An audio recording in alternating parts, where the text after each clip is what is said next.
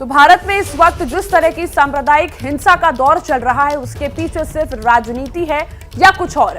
राष्ट्र सुरक्षा से जुड़े इस मसले पर देखिए मशहूर रक्षा विशेषज्ञ कर्नल दानवीर के साथ ये खास पेशकश।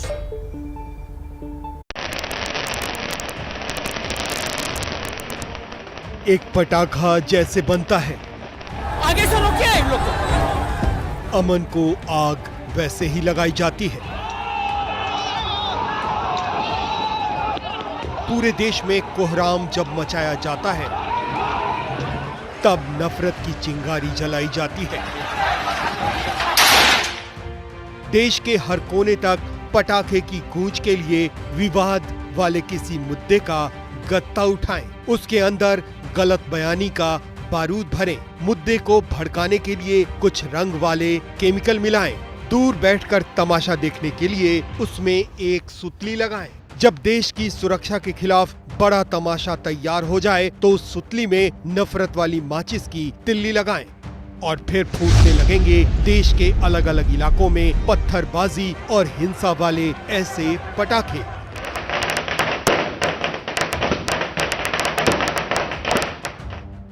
कहीं पत्थर चलेंगे, कहीं आगजनी की वारदात होगी, तोड़फोड़ और हिंसा वाला हुजूम निकलेगा।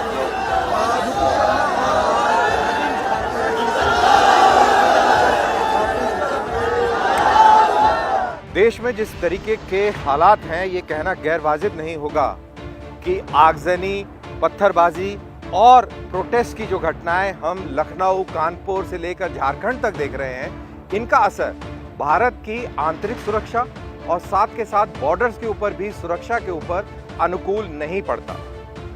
दरअसल आज हम राजनीतिक विश्लेषण नहीं करेंगे इन घटनाओं का, हम ये पता लगाएंगे कि इनके पीछे अंतर्राष्ट्रीय साजिश कैसे की जा रही है, जिससे कि देश की सुरक्षा के ऊपर खराब असर पड़ रहा है। भूतपूर्व सैनिक होने के नाते मुझे लगता है कि ये दरअसल एक हाइब्रिड वॉरफेयर का एक बड़ा प्लान है। हिंसा की ये तस्वीरें सबसे ताजा हैं। पुलिस के सारे इंतजाम रखे रह गए, दंगा करने पर उतारू भीड़ काबू में नहीं आ सकी। क्या ये सब किसी राजनीति की वजह से हो रहा है? क्या धर्म को लेकर खड़ा विवाद और उसके बाद शुरू हुई ये प्रक्रिया सिर्फ राजनीतिक है? तो ऐसा क्यों है कि इन हिंसा के पीछे कोई राजनीतिक दल खड़ा दिखाई नहीं दे रहा? हिंदू हो या मुस्लिम, किसी को भी कोई पार्टी सही नहीं ठहरा रही। हाँ, विवाद को लेकर कुछ राजनीतिक आवाजें सुनाई जरूर दे रही हैं। हमको अगर मंत्री बनना होता तो बहुत पहले बन जाते। हमको मंत्री बनने का कभी शौक था, ना है, ना कभी रहेगा।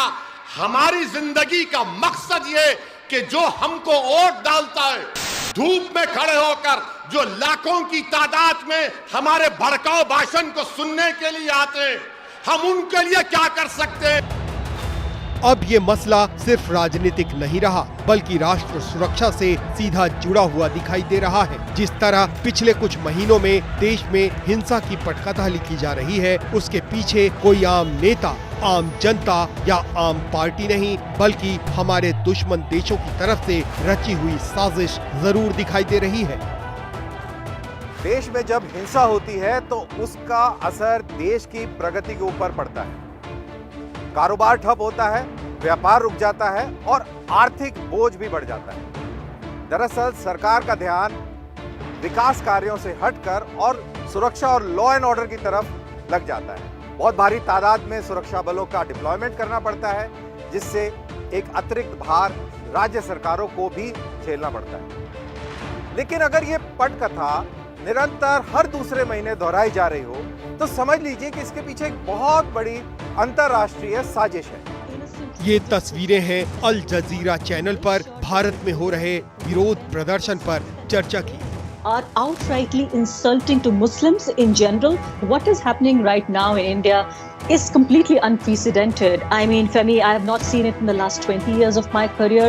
And people who are older than me, they are saying that since the time of independence and since the assassination of Mahatma Gandhi in 1948, these are perhaps the most serious, more grim times, and maybe the most serious challenge to Indian democracy and Indian secularism that we are facing.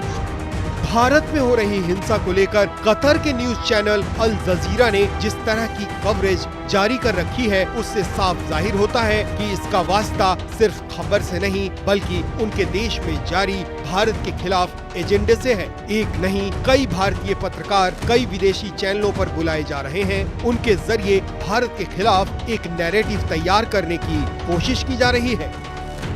हाल ही में कश्मीरी अलगाववादी नेता यासीन मलिक को terror funding case के अंदर सजा हुई। अब सामने ये आ रहा है कि उत्तर प्रदेश से लेकर झारखंड के अंदर जो भी ये हिंसा घटनाएं हुई, इसके पीछे भी कुछ इसी तरीके की फंडिंग का मॉड्यूल शामिल है। अगर ऐसा है तो ये हमारे लिए एक बहुत बड़े खतरे की घंटी है, क्योंकि इससे देश की छवि पूरे अंतर्राष्ट्रीय जगत में खराब पड़ती है और फॉरेन डायरेक्ट इन्वेस्टमेंट पर भी असर पड़ता है। दरअसल जो हमने ख्वाब लिया है कि हम चाइना को पछाड़कर दुनिया का एक मैन्युफैक्चरिंग हब बने, कहीं ना कहीं हमारे उस ख्वाब के ऊपर भी बुरा असर पड़ता है।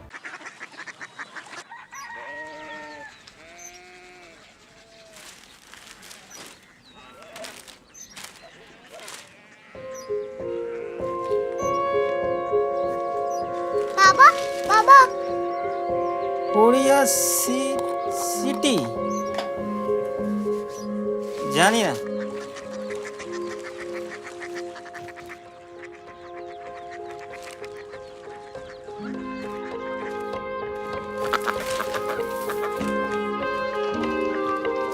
Korea city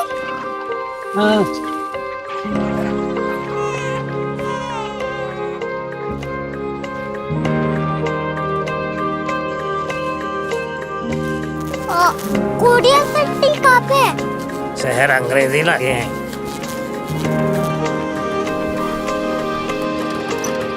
Korea city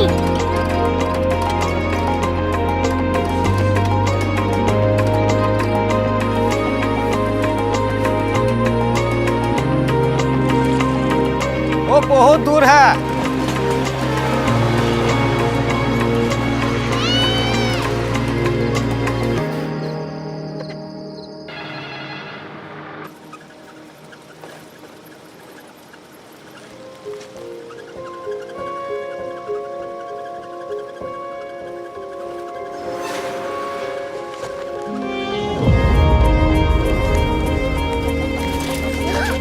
Korea city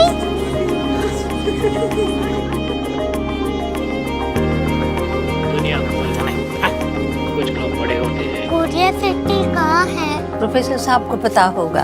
हो ये छोटा वाला ग्लोब लगता है और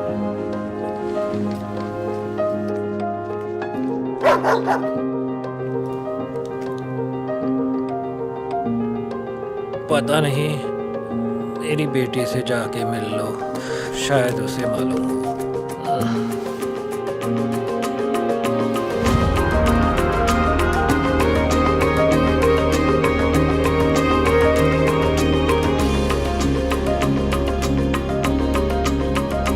हाय,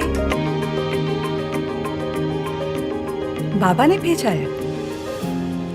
come here. Korea city Korea city नहीं, क्यूरियोसिटी। वो क्या? That's what brought you here. जो तुम्हें यहाँ तक ले आया। क्यूरियोसिटी